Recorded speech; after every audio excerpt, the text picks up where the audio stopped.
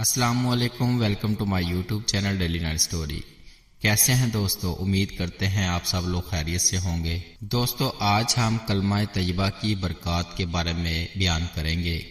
حضرت ابو ہریرہ رضی اللہ تعالی عنہ فرماتے ہیں کہ رسول کریم صلی اللہ تعالی علیہ وآلہ وسلم نے فرمایا، وہ مسلمان جو دن میں 300 مرتبہ یہ کلمہ پڑھ لے گا اس کے لیے 10 غلام آزاد کرنے کا ثواب ہے، اس کے لیے 100 نیکیاں لکھی جاتی ہیں، اس کی 100 برائیاں مٹا دی جاتی ہیں، اور اس دن شام تک وہ شیطان سے محفوظ رہتا ہے، اور اس دن کوئی آدمی اس سے